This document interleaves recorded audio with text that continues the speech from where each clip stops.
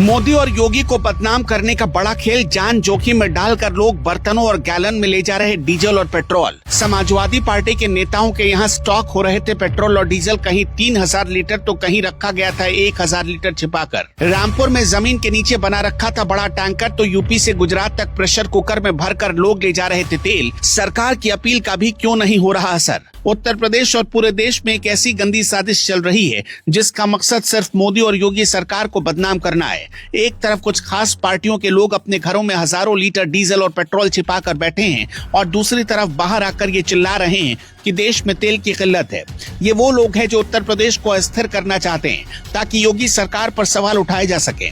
देवरिया में रमानंद यादव के घर से 3600 लीटर डीजल बरामद होना इस बात का सबसे बड़ा सबूत है कि ये जमाखोरी का खेल पैसा कमाने और सरकार को नीचा दिखाने के लिए खेला जा रहा है। अमेठी में भी अकबर हुसैन के घर से 235 लीटर पेट्रोल और 50 लीटर डीजल पकड़ा गया, जो कांग्रेस का कट्टर समर्थक बताया जा रहा है। रामपुर में तो हद ही हो गई, जहां सपा नेता सुरेंद्र सागर के पेट्रोल पंप पर जमीन में टैंक बनाकर 1000 लीटर तेल छिपाया गया था।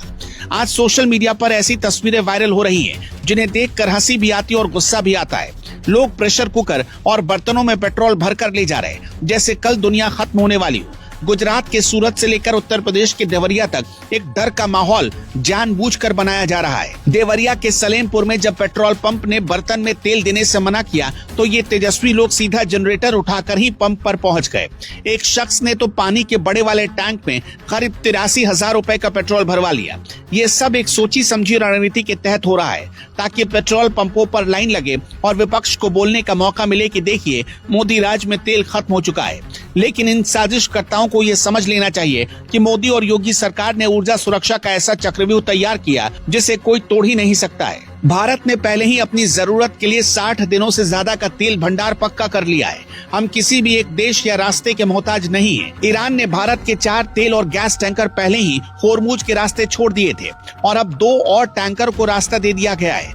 होर्मुज की लहरों पर जो 18 जहाज फंसे हैं, ईरान ने उन्हें भी पार करने की इजाजत देने के साफ संकेत दिए हैं। भारत का लोहा पूरी दुनिया मान रही है और यही वजह है कि युद्ध के मैदान में भी हमारे जहाजों को रास्ता मिल रहा है। भारत को हर दिन लगभग 56 से 57 लाख बैरल कच्चे तेल की जरूरत होती है और हम इसका 95% हिस्सा विदेशों से मंगवाते हैं। रूस आज हमारा सबसे बड़ा संकट मोचक बनकर खड़ा है। जब पूरी दुनिया रूस पर प्रतिबंध लगा रही थी, तब प्रधानमंत्री मोदी ने सिर्फ भारत के हितों को सबसे ऊपर रखा।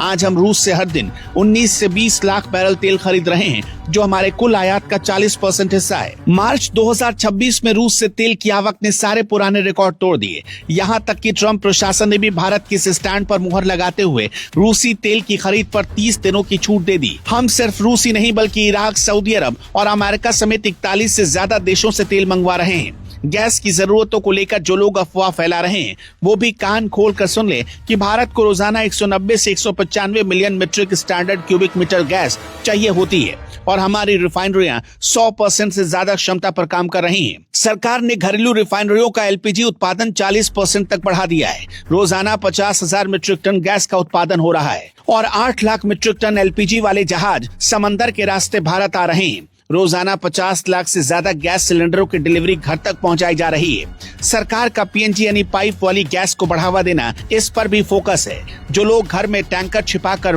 बाहर किल्लत का रोना रो रहे हैं, उनके खिलाफ योगी सरकार का एक्शन अब शुरू हो चुका है। रामपुर में डीएम ने साफ कर दिया कि पेट्रोल पंपों पर गड़बड़ी करने वालों को बख्शा नहीं जाएगा। ये लोग पूरे प्रदेश को अस्थिर करने की कोशिश कर रहे हैं ताकि योगी जी इसी बहाने बदनाम हो जाए। लेकिन इनकी ये मंशा कभी पूरी नहीं होगी, क्योंकि जनता अब इन जमाखोरों की हकीकत जान चुकी है। तेल की कमी नहीं है, बल्कि कुछ ऐसे लोग बैठे हैं जिनकी नीयत में खोट है। जो लोग पेट्रोल पंपों पर लाइन लगवा रहे हैं, वो दरअसल सरकार के खिलाफ एक फेक नैरेटिव सेट कर रहे हैं। भारत के पास तेल और गैस का इतना बड़ा स्टॉक है कि हमें अगले 2 महीनों तक किसी की तरफ देखने की जरूरत नहीं है। समंदर में फंसे हमारे जहाजों को छुड़ाने के लिए भारत की कूटनीति दिन रात काम कर रही है। जयशंकर ने पहले ही साफ कर दिया था कि हम दूसरे देशों की तरह दलाल बनकर सौदेबाजी नहीं करते, बल्कि अपने नागरिकों की सुरक्षा सुनिश्चित करते हैं। रूस से लेकर अमेरिका तक आज भारत की बात सुनी जा रही है। ये लोग जो सोच रहे हैं कि तेल की किल्लत पैदा करके वो देश में आग लगा देंगे, उन्हें पता होना चाहिए कि ये 2026 का भारत है।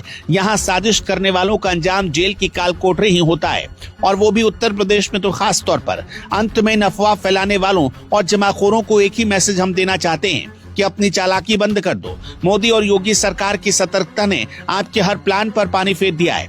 देश में पेट्रोल, डीजल और गैस की कोई कमी नहीं है। जो भी किल्लत दिख रही है वो इन पार्टी विशेष के लोगों के द्वारा पैदा की जा रही बनावटी समस्या है। भारत अपनी ऊर्जा सुरक्षा के मामले में पूरी तरह आत्मनिर्भर है और किसी भी वैश्विक संकट से निपटने के लिए तैयार है। अब हम जनता से अपील करना चाहते हैं कि वो इन अफवाहों पर ध्यान न दे और इन जमाखोरों को पहचाने जो आपके डर का फायदा उठाकर अपनी जेब भर रहे हैं। दर्शकों, आपका क्या मानना है, हमें कमेंट में जरूर बताइएगा।